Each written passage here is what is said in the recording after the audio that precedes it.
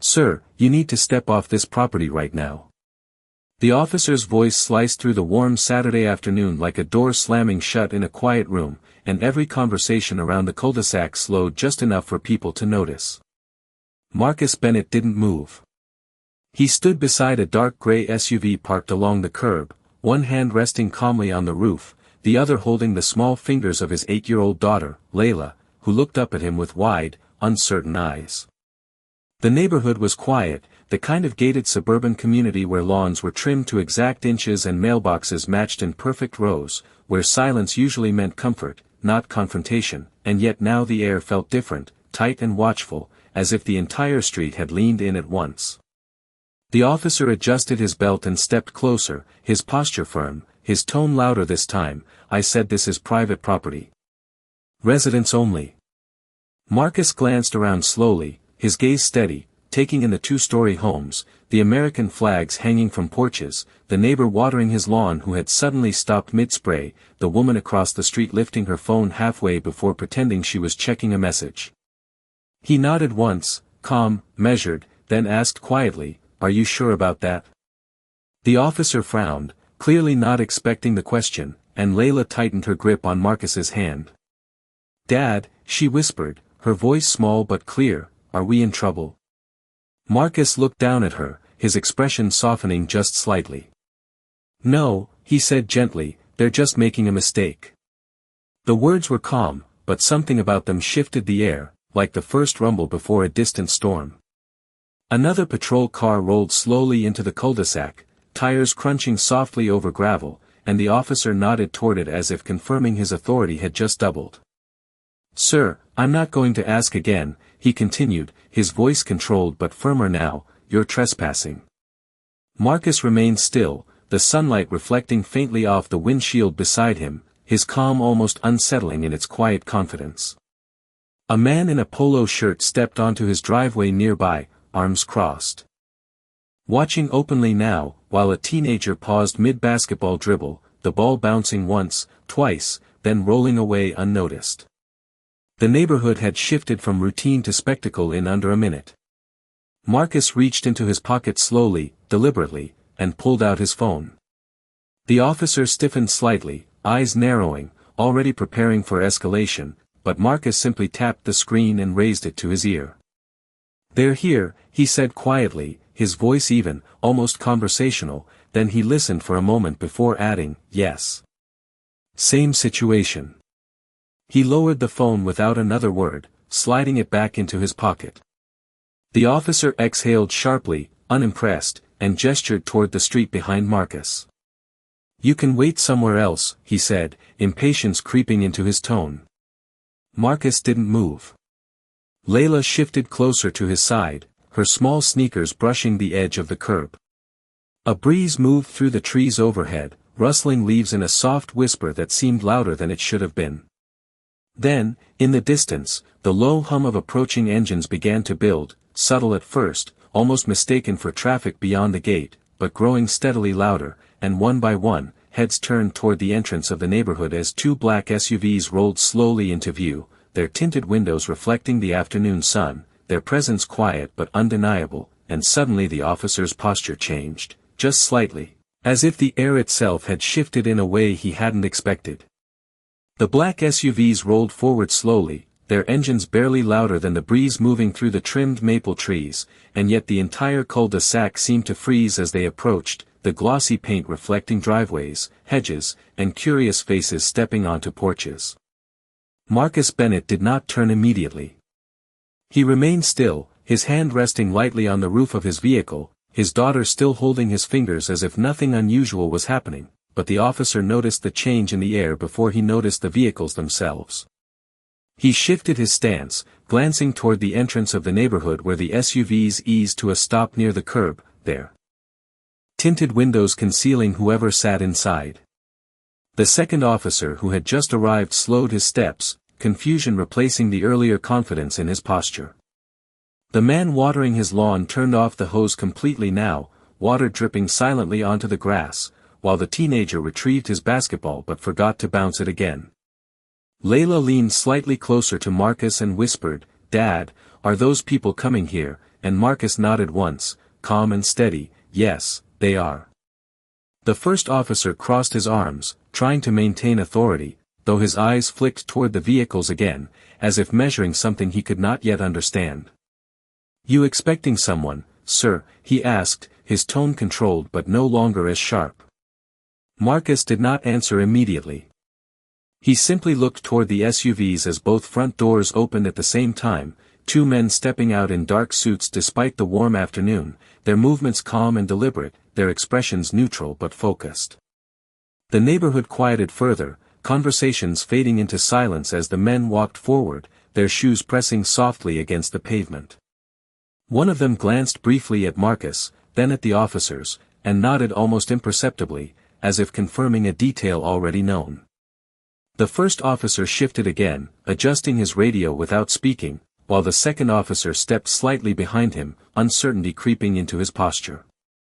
The suited men stopped a few feet away, their presence composed and quiet, not dramatic, not loud, yet unmistakably official in a way that did not require explanation.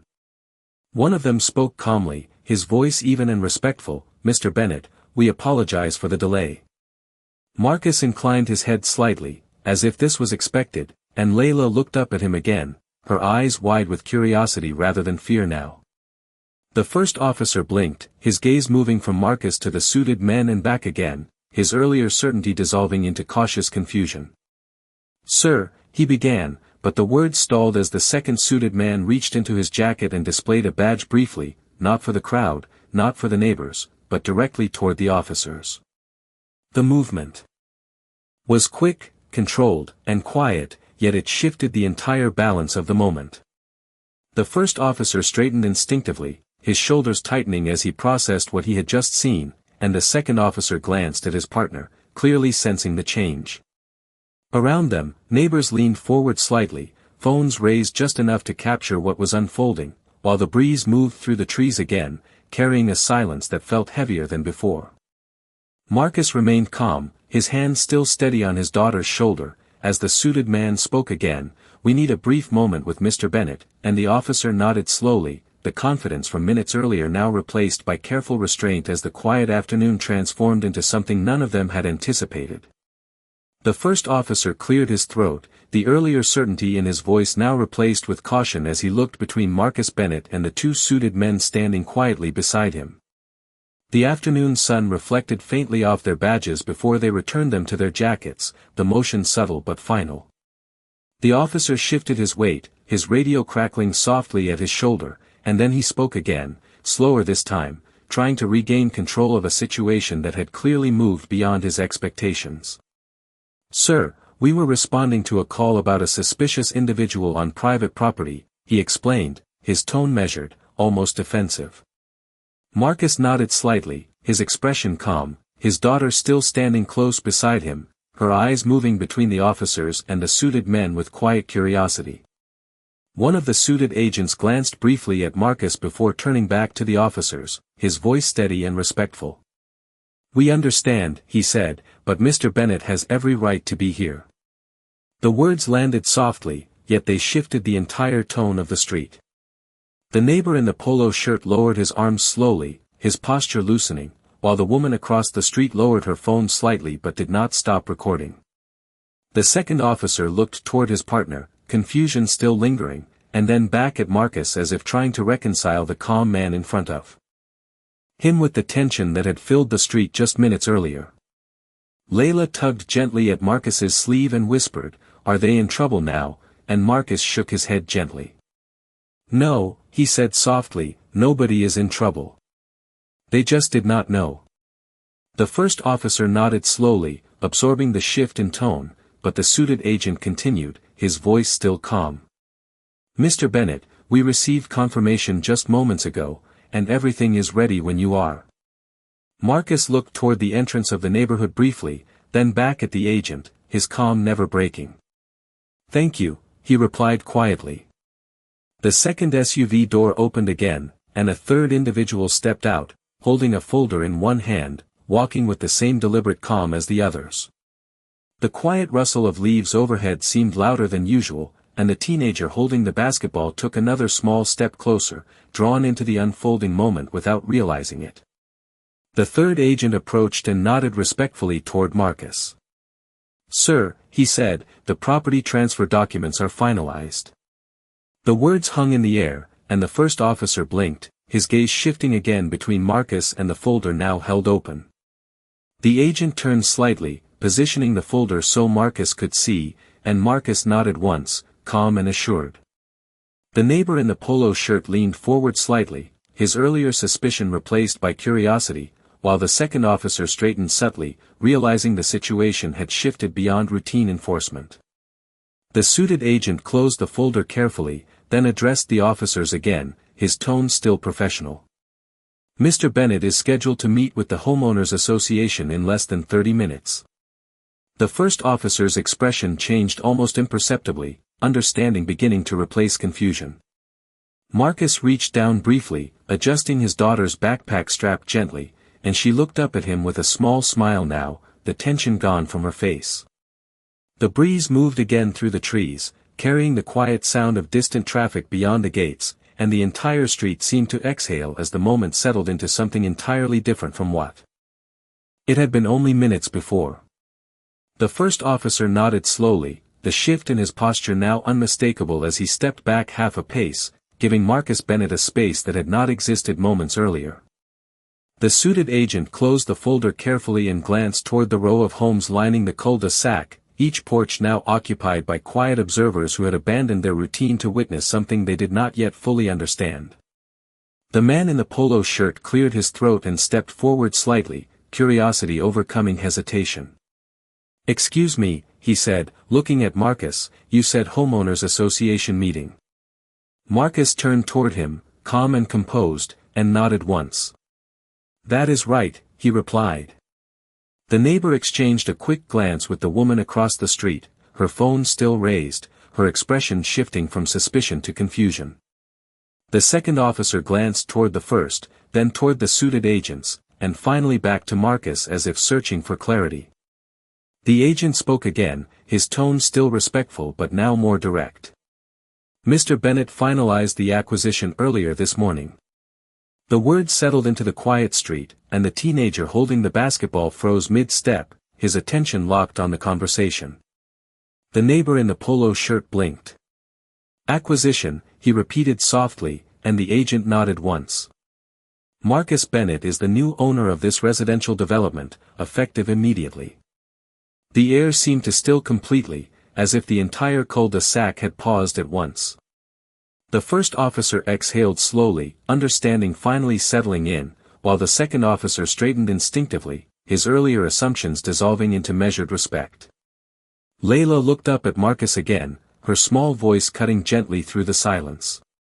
"Does that mean this is ours, Dad?" she asked. Marcus smiled faintly, placing a reassuring hand on her shoulder. "It means we are going to take care of it," he answered softly. The woman across the street lowered her phone completely now, her expression shifting to something closer to embarrassment. The neighbor in the polo shirt rubbed the back of his neck, glancing toward the ground before looking back at Marcus. "I did not realize," he said quietly. Marcus nodded, his tone calm and even.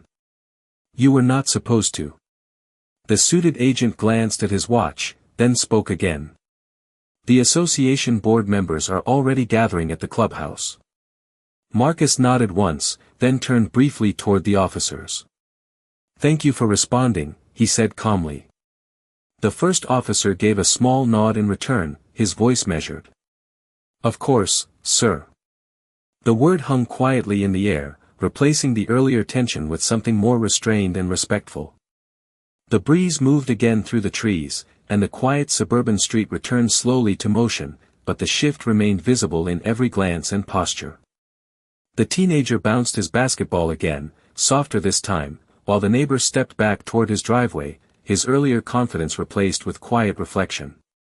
Marcus opened the passenger door of his SUV, helping Layla settle into her seat, then closed it gently before turning back toward the suited agents, the calm authority in his movements now unmistakable as the afternoon sun reflected softly across the quiet street that had changed in just a few minutes.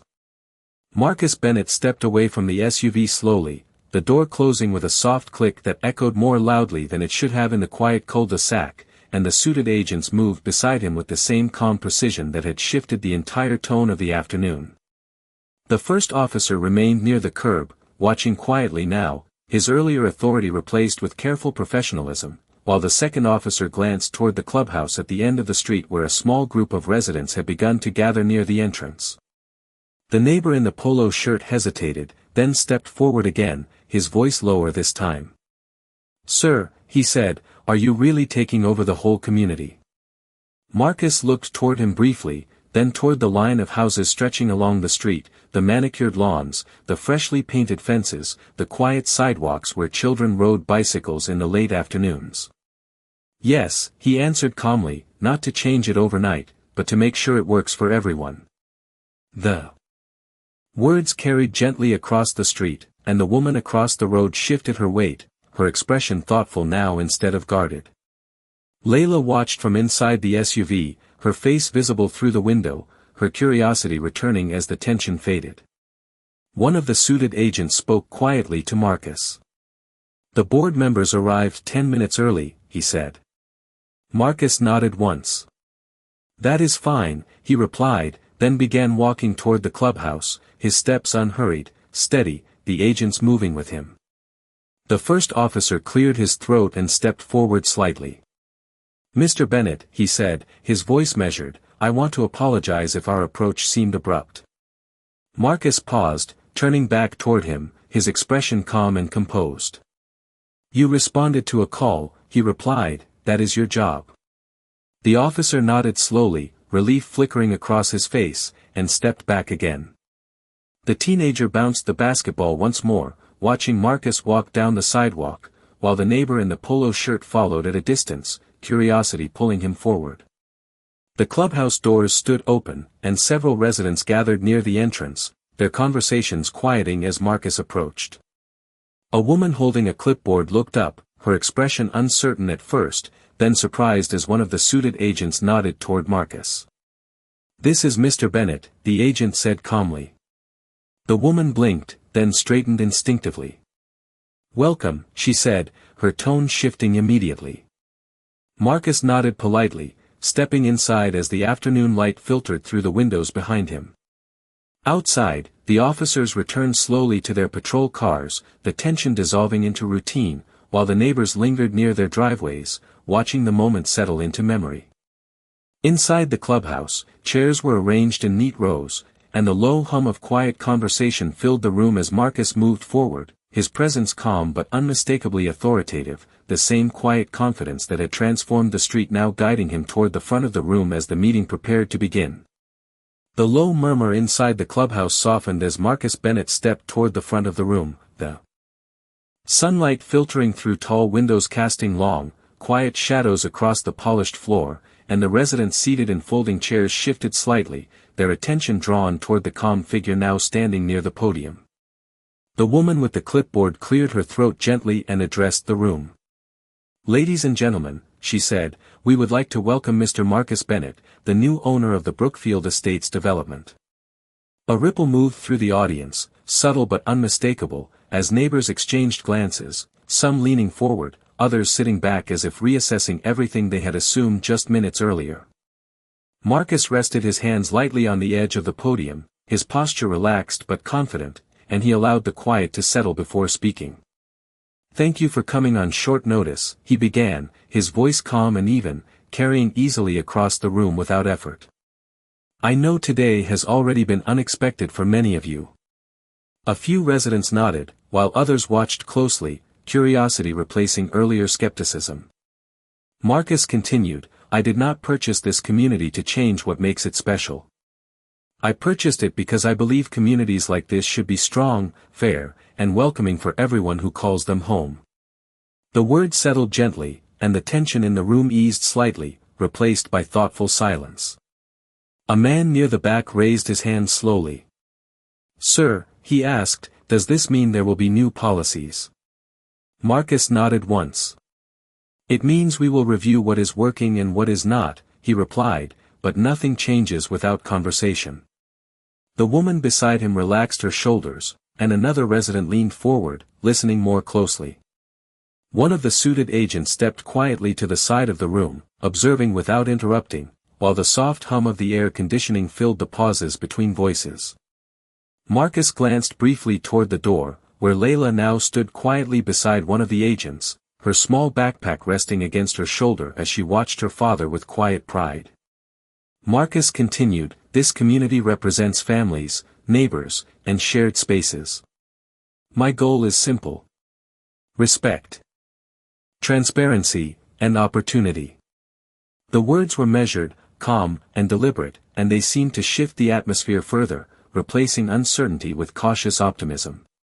The man in the polo shirt from earlier entered quietly at the back, taking an empty chair, his expression thoughtful as he listened. A woman near the front spoke next. "Will residents still have input?" Marcus nodded again. "Always," he answered. "This community belongs to the people who live here. I am simply here to make sure it thrives." The room softened further, the tension dissolving into quiet conversation as residents exchanged looks of relief.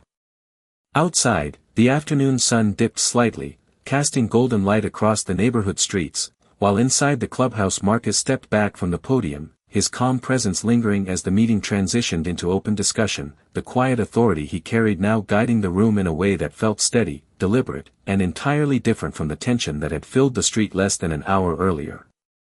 The conversations inside the clubhouse grew warmer as residents leaned forward in their chairs, the earlier hesitation slowly dissolving into genuine engagement, and Marcus Bennett listened carefully, his posture relaxed yet attentive, allowing each voice to be heard without interruption. A retired teacher near the front spoke about maintenance concerns, while a young couple mentioned playground upgrades, and Marcus nodded thoughtfully, acknowledging each point with calm assurance. The room no longer felt tense. Instead, it felt collaborative, as if the community itself was beginning to shift in real time. Layla remained near the door, quietly observing, her small hands resting on the straps of her backpack, her expression calm and proud. One of the suited agents stood a few feet behind her, discreet but attentive, while the late afternoon sunlight softened through the windows, casting a warm glow across the gathering. Then the clubhouse door opened gently, and the first officer from earlier stepped inside, removing his hat respectfully as he glanced around the room. The movement caught several residents' attention, and a quiet ripple passed through the audience. Marcus noticed him immediately but did not react with surprise, only with the same calm presence that had guided the afternoon. The officer approached slowly, stopping near the back, then spoke in a measured tone. "Mr. Bennett," he said, "I wanted to personally follow up and ensure everything was resolved appropriately." Marcus nodded slightly, acknowledging the gesture. "Everything is fine," he replied calmly.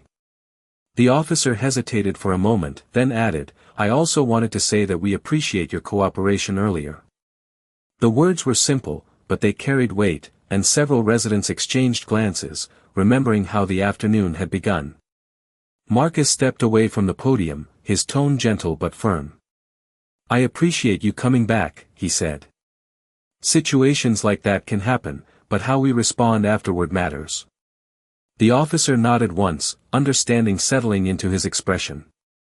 A resident near the center of the room spoke softly, "I think today reminded all of us to pause before we assume." The comment drew quiet agreement, and Marcus allowed a brief silence to settle before speaking again. "Communities are built on trust," he said evenly, "and trust begins with respect." The words landed gently, yet they filled the room with quiet reflection. Outside, the golden light of late afternoon stretched across the sidewalks, and children's laughter drifted faintly through the open door, the normal rhythm of the neighborhood returning.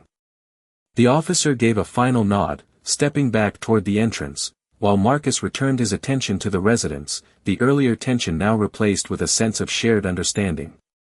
The room felt lighter, the atmosphere steady, as the conversation moved forward naturally, and the moment that had begun with uncertainty now settled into something stronger, a quiet shift shaped not by confrontation, but by calm authority and measured dignity.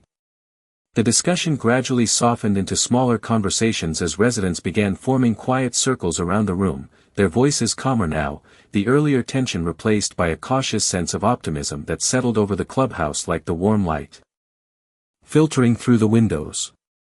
Marcus Bennett stepped away from the podium and moved among them slowly, listening more than speaking, his presence steady and reassuring as he nodded to concerns about landscaping, security, and community events.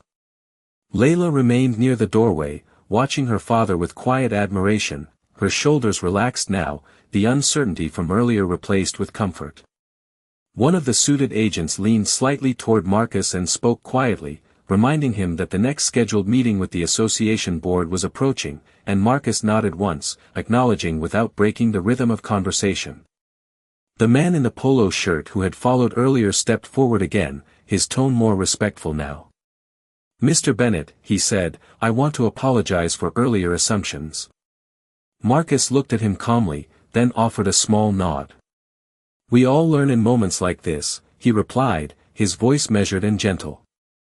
The man nodded slowly, relief crossing his face, and stepped back as another resident approached with a question about community improvements. Outside, the late afternoon sun dipped lower, casting long golden shadows across the sidewalks and quiet streets, and the faint sound of children playing drifted through the open clubhouse door. The first officer remained near the entrance for a moment longer before stepping outside, his posture thoughtful, while a few residents glanced toward him with new understanding. Inside, the conversation continued to shift, moving from uncertainty to collaboration, and Marcus listened carefully as a woman suggested creating a neighborhood advisory group. "That is a strong idea," Marcus said, his tone encouraging. "Communities grow when people participate." Several residents nodded, their expressions softening further, and the atmosphere warmed noticeably. Layla stepped quietly closer, her small voice gentle. "Dad," she asked, "are we staying here for a while?" Marcus smiled softly, placing a reassuring hand on her shoulder. "We are here to build something," he answered calmly. The suited agents exchanged brief glances, their presence still quiet but watchful, while the residents continued to engage, their earlier hesitation now replaced with genuine curiosity. The woman with the clipboard began organizing a list of volunteers, her pen moving quickly across the page as names were offered. The room felt lighter, steady, as if a new chapter had begun without fanfare. Marcus stepped back slightly, observing the growing interaction, his calm authority shaping the moment without force, and outside the golden light deepened across the neighborhood, the quiet suburban street now carrying the subtle sense that something meaningful had shifted, not through confrontation, but through patience, dignity, and measured leadership. The final conversations in the clubhouse slowly eased into quiet smiles and handshakes as residents gathered their notes and began to step toward the exit, the golden glow of early evening now stretching across the polished floor, and Marcus Bennett stood near the doorway, offering calm nods and brief words of encouragement as neighbors passed by him with new respect. The woman with the clipboard thanked him quietly, her voice warm and sincere, and Marcus responded with a simple nod, his presence steady as ever. Outside, the neighborhood had returned to its familiar rhythm, bicycles rolling slowly down sidewalks, porch lights flickering on one by one, and the soft hum of evening settling across the cul-de-sac. Layla stepped beside him, her small hand slipping into his, and she looked up with a thoughtful expression. "That was different," she said softly. Marcus smiled gently, glancing down at her before looking back across the neighborhood. "Sometimes," he replied calmly, "change begins quietly." The suited agents moved toward the SUVs, their work finished, their presence fading back into the calm of the evening, and Marcus walked with Layla toward their vehicle, the earlier tension now a distant memory. The neighbor in the polo shirt waved slightly from across the street, his gesture respectful, and Marcus returned the wave with a calm nod. The first officer remained near his patrol car, watching the neighborhood settle, then approached briefly, his voice measured and sincere. "Mr. Bennett," he said, "I appreciate your patience earlier." Marcus looked at him calmly, then replied, "We all share responsibility for the spaces we protect." The officer nodded once, understanding clear in his expression, and stepped back toward his vehicle. Layla climbed into the passenger seat, her backpack resting at her feet, and Marcus paused for a moment before closing the door gently. He looked across the neighborhood once more, the trimmed lawns, the quiet sidewalks, the homes now glowing softly in the fading light, and his calm expression reflected the quiet promise of what was ahead. He stepped into the driver's seat, the engine starting softly, and the SUV rolled slowly down the street, passing the same homes where earlier glances had been cautious and uncertain, now replaced with respectful nods and quiet waves. The evening breeze moved through the trees, carrying the distant sound of laughter and conversation, and the neighborhood felt different, not because of any dramatic change, but because of a shift in understanding that had taken place in just one afternoon. Marcus glanced briefly at Layla, who leaned back comfortably, her earlier uncertainty replaced with calm confidence. "Dad," she asked softly, "are we coming back tomorrow?" Marcus nodded, his voice steady and warm. "Yes," he answered, "we are just getting started." The SUV turned gently toward the main road, the neighborhood lights fading behind them, and the quiet dignity of the day settled into memory, leaving behind a simple truth that did not need to be spoken loudly, that respect does not require raised voices, and that real authority often arrives without noise, but leaves lasting change wherever it stands.